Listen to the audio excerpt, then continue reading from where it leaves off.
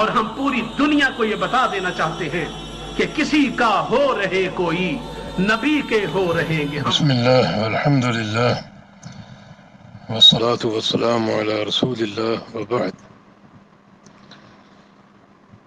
الشیخ المحدث ابو محمد Badie الدین شاہ راشدی السندھی رحمہ اللہ، ان کی صحبت میں تقریباً 15 سال گزارنے کا شرف حاصل ہوا، اور میں اس بات کی گواہی دیتا ہوں کہ ہمارے شیخ رحمہ اللہ ان مروجہ ریلیوں کے خلاف تھے اور انہیں بالکل ناجائز قرار دیتے تھے۔ یہ جو کسی صاحب کی بات آپ نے کی ہے تو وہ بلا تحقیق ہے یا ان کو علم نہیں ہے، اور جنہوں نے بھی لکھا غلط لکھا۔ شیخ رحمہ اللہ ریلیوں کے خلاف تھے، اور کوئی ایسی صورتحال ہوتی تو شیخ رحمہ اللہ علم نشر کرتے۔ میں ایک مثال دیتا ہوں۔ شیخ رحمہ اللہ کے دور میں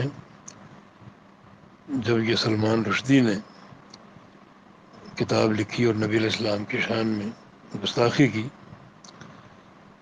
تو اس وقت پورا ملک جلوسوں اور ریلیوں کی لپیٹ میں تھا، اور ہر طرف یہ سلسلہ جاری تھا۔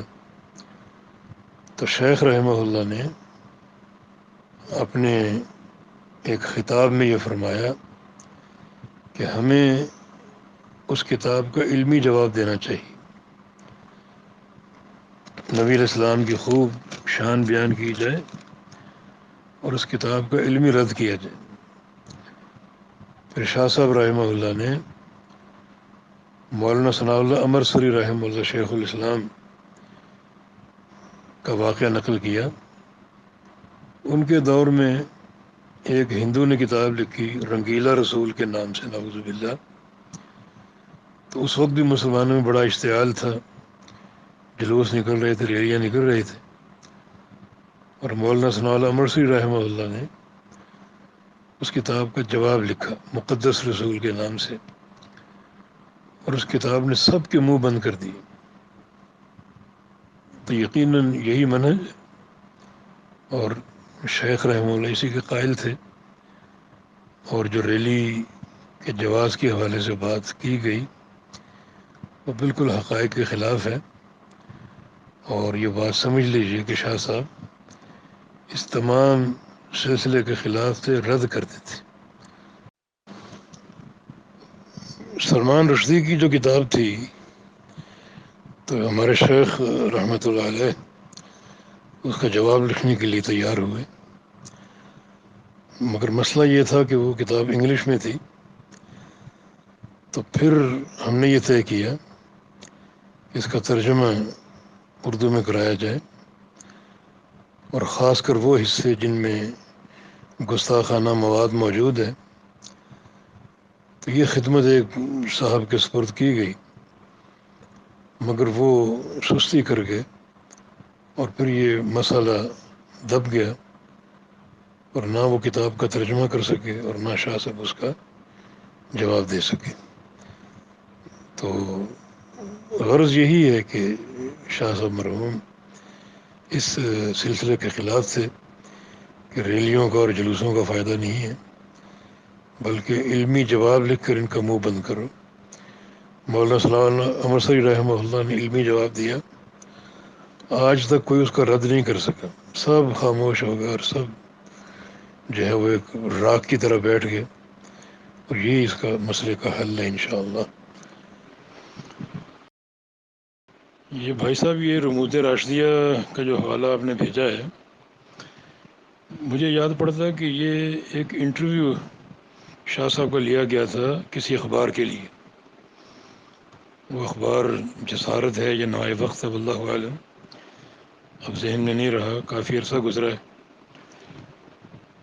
تو اس وقت جو یہ صوفی محمد کی تحریک کے بارے میں سوال ہوا اور اس کے دھرنے کی پالیسی کے بارے میں، تو دو صورتیں تھیں. ایک تو اس کی تردید کی جاتی، یا پھر اس کی دبے لفظوں میں کوئی ایسی تائید کی جاتی. تردید میں یہ نقصان ہو سکتا تھا، اگر ریلی کی تردید کرتے اور ان دھرنوں کی تردید کرتے تو گورنمنٹ ایک ایشو کھڑا کرتی کہ کچھ علماء صوفی محمد کی تحریک کے خلاف ہیں، تو اس کو پھر وہ کیش کراتے. حالانکہ بات کچھ اور ہوتی، مگر وہ کسی اور طرف اس کا رخ موڑ دیتے. تو یہ ایک مصلحت شاہ صاحب کے پیش نظر ہوگی، ورنہ شاہ صاحب کے ساتھ ہمارا ایک وقت گزرا ہے اور وہ بالکل ان ریلیوں کے خلاف تھے. یہ سالانہ کانفرنس خانپور میں ہوتی تھی، شاہ صاحب بھی تشریف لے جاتے تھے. تو ایک دن ان کا ریلی کا ہوتا تھا، اتوار کا دن، ہر اتوار میں وہ اپنی کانفرنس کے موقع پر ریلی نکالا کرتے تھے، اور شاہ صاحب نے اس کی تردید بھی کی اور کبھی اس میں شامل نہیں ہوئے. تو ہمارا ان کے ساتھ ایک وقت گزرا ہے، تو قطعاً اس کے قائل نہیں تھے. تو یہ جو بات اس وقت انہوں نے کی تو اس تناظر میں کی کہ گورنمنٹ اسے صوفی محمد کی تحریک نفاذ شریعت کی تائید نہ سمجھے، مخالفت نہ سمجھے، اور اس کو ایک ایشو کے طور پر استعمال کرے کہ اس کے خلاف فلاں فلاں علماء ہیں. تو یہ ایک مصلحت ہو سکتی ہے، واللہ عالم. لیکن جو شاہ صاحب کا منہج ہمارے سامنے زندگی بھر رہا اور جو ہم نے آپ کا عمل دیکھا، تو قطعاً کبھی کسی ریلی میں نہ شرکت کی اور نہ اس کے قائل تھے، واللہ عالم. باقی جو پیچھے ہم نے بات کی ہے وہ آپ نشر کر سکتے ہیں. اللہ تعالیٰ سمجھ دے اور اللہ فہم دے اور منہج کے مطابق ہمیں زندگی بسر کرنے کی توفیق دے. والسلام علیکم ورحمۃ اللہ.